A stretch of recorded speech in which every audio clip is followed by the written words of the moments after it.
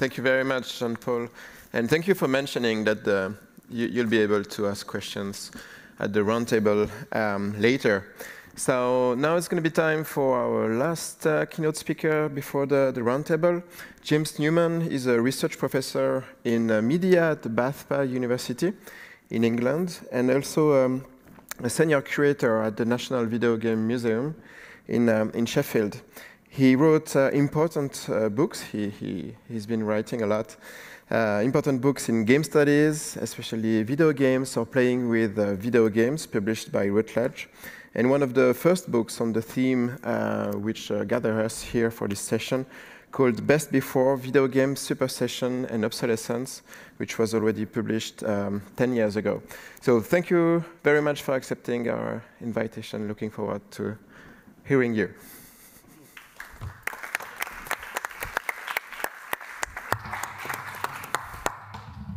Okay, I'm going to try, although my mouth is wired up to my feet and I generally wander around quite a lot when I'm talking, I'm going to try and stand still. But I know there's a roving mic there, so I might rely on that in a bit. Can you all hear me okay? Great. So let me begin, again, by thanking the organisers of the event, all the other participants, and all of you coming as well. A fantastic event, and as Jason said, wonderful host. We've been treated extraordinarily well. It's been a fantastic couple of days so far, just seeing such interesting, important work. I've got too many slides, so I'm going to try and get through as many of them as possible. I might end up speed running at the end, which is a theme that will come back. So as the intro said, does that work? Oh no, I have to press that, don't I? I'm so used to using my iPad. So I am a research professor working at Bath University. It's a university in the southwest of the UK, but I'm also part of the research and curatorial team at the National Videogame Museum, which is a museum dedicated to video games, based in the UK, currently based up in Sheffield. It has been based in Nottingham previously, but we moved the entire museum a few years ago, something I wouldn't recommend.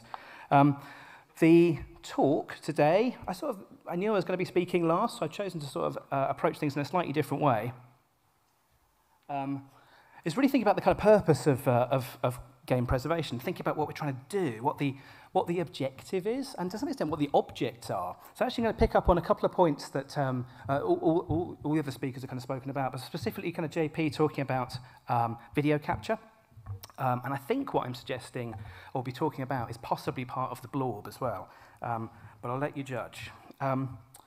So if I press that, yeah, so as was mentioned in the intro, I think of this as being a recent book, but yeah, it was 10 years ago. A lot of what I'm going to be sort of talking about today is kind of ideas that sort of first started to, or first sort of wrote down really in this book here, Best Before. And like many books, it kind of started off as one thing and it kind of morphed into another by the end. So it started off as being a kind of exploration of game preservation. By the end, it kind of turned into something which is much more focused around gameplay preservation, which seems like a very sort of minor change or shift, but in my thinking at least, represented a huge shift and really reflects what we're kind of what I was trying to do, or what I thought might be kind of useful working with the museum as well. And part of that was thinking about the kind of role that play takes in all of this. So we talk a lot about game preservation. The gameplay preservation was really about thinking, so what do we actually want at the end of this? What as a historian, as a game studies researcher, what kind of resources would I really want to study? What are we at risk of losing? And clearly games are part of that, but gameplay is part of it as well. So that book was really a kind of thought experiment to some extent, but one of the really neat things about working with museums is you get to put some of your ideas into practice. So as I mentioned, since it opened in 2015, and actually it kind of emerges out of a festival called Game City that I was working on since 2006, the museum sort of allows you to kind of test stuff out. So the museum is very agile, so you can kind of try and experiment with exhibits, approaches. If they don't work, we can retool them fairly quickly. So it's been a fantastic place to put some of those. It's a very research kind of driven museum, but a fantastic place to put some of those ideas into practice. And I'll say a little bit more at the end of the talk, assuming I do get to the end of my slides, maybe in the second hour of my presentation. About how those ideas are kind of put into practice, showing you a couple of kind of exhibits, and maybe one exhibit in particular, and then a sort of idea about where this kind of might be moving in the future. So Let's start with a question. So what do video games want? Now, that seems like a question almost kind of too simple to warrant answering. Well, because to some extent, I guess we all kind of know. I mean, if you come from the industry, I guess you might ask to be paid for, but generally, they want to be played, right? That's the thing that distinguishes them. It's what makes video games a distinctive, form of experience, entertainment. It's what makes them games. They want to be played with, and some game designers even play around with this as well. So if we were to play a game of Sonic the Hedgehog, for example, and just take our hands off the controller for a few seconds, we will see our blue spiky hero break the fourth wall, turn to us, start tapping his foot as if to say, look, get on with it, recognizing that without a player, there really, in a sense, there isn't a game at all. So it's hardly surprising that video games has to be played to be understood. It became almost a kind of unofficial methodological slogan of game studies. And it's kind of perfectly reasonable then to think that long-term playability then becomes a key objective for game preservation. We've heard a number of people speaking about that today. Emulation, which I'll say a little bit about in a second, is a key, probably the key mechanism for keeping games playable. Nothing I'm about to say suggests that isn't the right approach to continue to take, and hopefully what I'm saying is kind of complementary to that. And it's really important because if we want to play these games, we know that they are, and the sort of title of that book, and a few people have kind of alluded to it. We know that this stuff is vulnerable. It is disappearing. It's unsupported. It becomes obsolete. It becomes difficult to use. Certainly, the original hardware. There's a photograph taken on my way to the museum, just 2 roads away from the museum. So we obviously need to better publicise our donations policy. So this stuff, is fragile. It's disappearing. But fortunately, as we've heard, we have emulation as a kind of, as a means then of keeping games playable beyond the kind of lifespan, beyond the support, beyond the, if we're thinking 50, 100, 150 years into the future, this stuff will be dust. So emulation gives us a possibility to effectively kind of, remove the idea of kind of platform specificity. We can run the machine, even on a machine that doesn't know it's not the machine that the software is running on, as Jason talked about earlier. So we have emulation. And a lot of this, clearly emulation raises a whole host of issues, which we don't have time to kind of go into here, but some other folk have kind of alluded to. A lot of the questions for scholars, for developers, for players are often around authenticity. So the degree of accuracy, perhaps, in the ways in which graphics, sound, interfaces, the responsiveness of controls, all of those kind of things, the degree to which this, possibly illusory, as Melanie's talked about in many publications, the sort of recapturing this possibly illusory original experience, whatever that might be. And we know that this, extends even to, trying to replicate the vagaries, inconsistencies of display technologies as well. So it's not just emulating the game, but overlaying filters that make the graphics look blurry and smeary, and all those ghosting and after images, the things that were so frustrating when all we had were CRT TVs, but that we now recognize are really part of the experience, the aesthetic of the game. The games were designed with those smearing, blurring edges in mind. And just as an aside, I think this is the exact opposite of your giant NES. As an aside, thinking about the ways in which kind of long-term playability is kind of handled. If we look at these kind of commercial re-releases of games, so in this case, these are sort of mini consoles. These are a couple of Nintendo versions, the Japanese Famicom on the left, and the Nintendo NES kind of mini console on the right.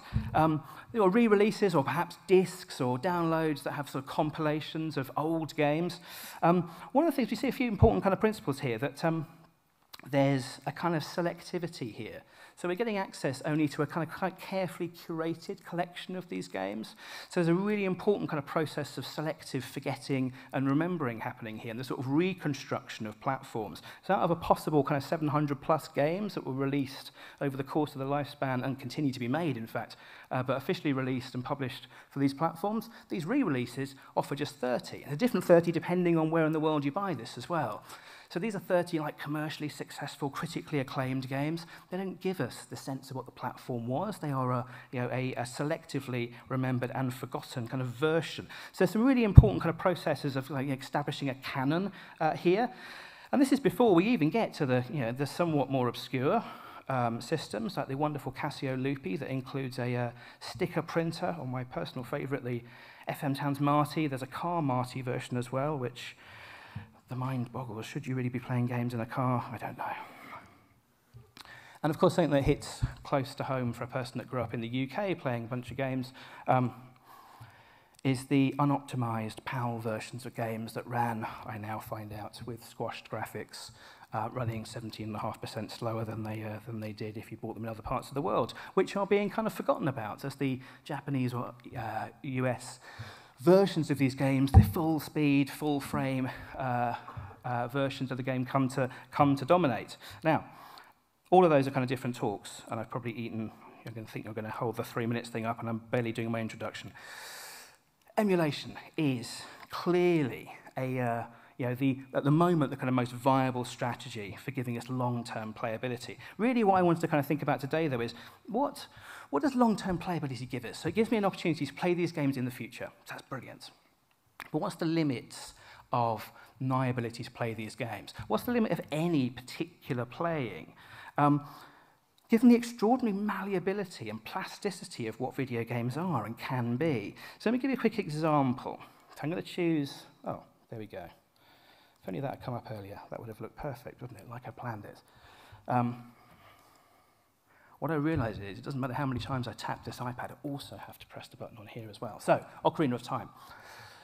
Ocarina of Time is a kind of as a useful case study. I'm not sure how familiar you are with the game, but a kind of whistle-stop tour through it. One of the most sort of critically acclaimed games of all time. This review aggregator here shows you, look, it's got 99%, an average user score of 9.1. It's routinely at the top of top 10, top 100 lists of games. If it isn't number 1, it's number 2 or 3. It's a game that takes place, it's a sort of epic scale, huge, complex narrative, big map. It takes place over time as you're a child and then an adult. It involves key kind of weapons that you use, the sword or an ocarina from the title, that you use to transform the space, to travel backwards and forwards through time. Huge, huge, huge game. Sounds like it's going to take a while to complete, right? So if we were to go to a site like howtobeat.com, or how long to beat, rather, we could see that there's a few different ways you can start to play this game, which is already an interesting point. So it might take somewhere between, depending on how you're playing it, 44, 55 hours to complete. Of course, you might never complete it, but these are the kind of average aggregated sort of amounts of time. So there's a lot of gameplay in there.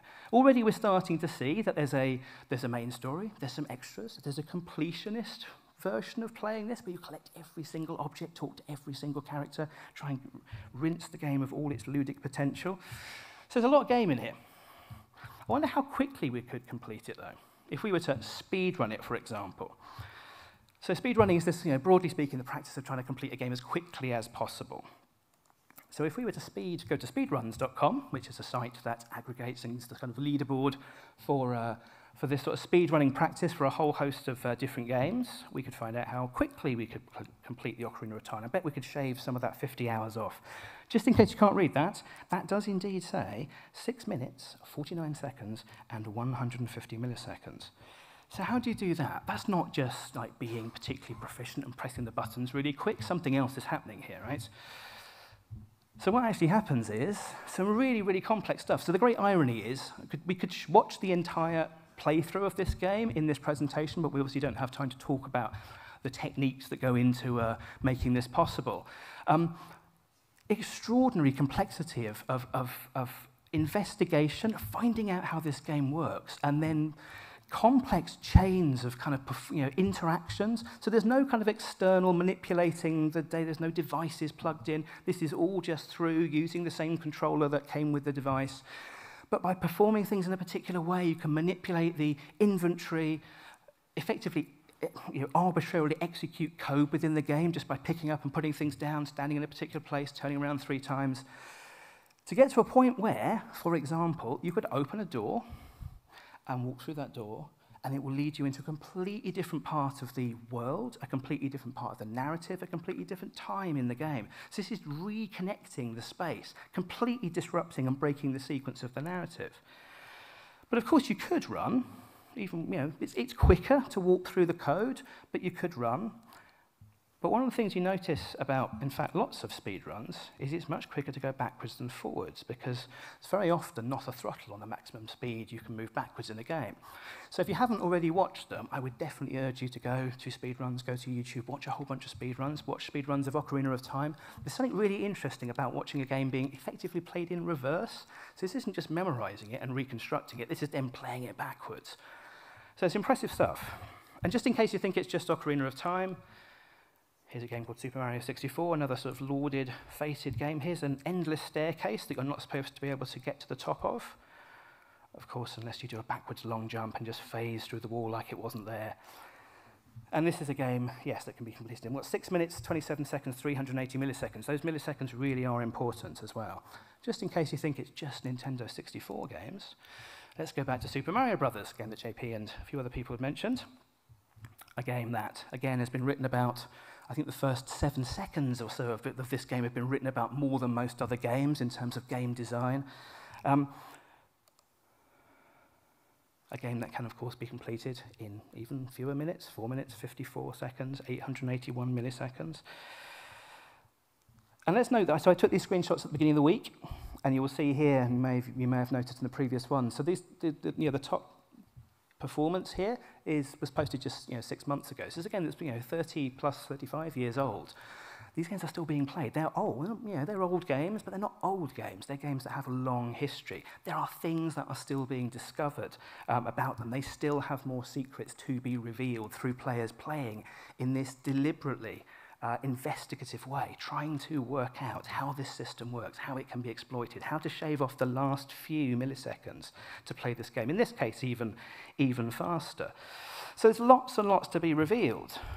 Lots and lots to be revealed. Here is a selection of nice-looking GIFs that show you some of the techniques that you can use, jumping through walls, standing in a place that looks like you're going to get hit by a rotating fire stick, but doesn't, just because of the way the thing is drawn. You've never actually it's drawn either side of you. You've got flagpole glitches, all sorts of things. And these are all techniques that are that emerge and that are harnessed by players to gain a particular advantage. Now, I'm sort of talking about it mostly here in terms of speed and racing through games, but actually, that's not the only thing that happens. We might also look at an example, again, from Super Mario Brothers, of something called the minus world. So, an entirely procedurally generated level that is created through the interactions of players. Not a level that was like mysteriously left in, a sort of development level that Nintendo accidentally forgot to delete. This is something which is just generated as players glitch the game in an unanticipated way. So you can see a kind of magazine scan here that shows you can probably see there, Mario ordinarily would probably go through the green pipe here and be led up to the surface, complete the next level linearly, you're on to level 3. There's actually a warp zone, so you can jump out of the frame. So Nintendo were already saying, well, look, encourage you to explore the frame that appears to contain the game. You can jump on top of it. You can run along. You can drop down into these 3 pipes here that will take you to different parts of the game. You can miss out half the game at this early stage, kind of implying that you could speedrun. So the numbers above those different pipes there will take you to the beginning of different levels. So you can start to move through the space in an interesting way already.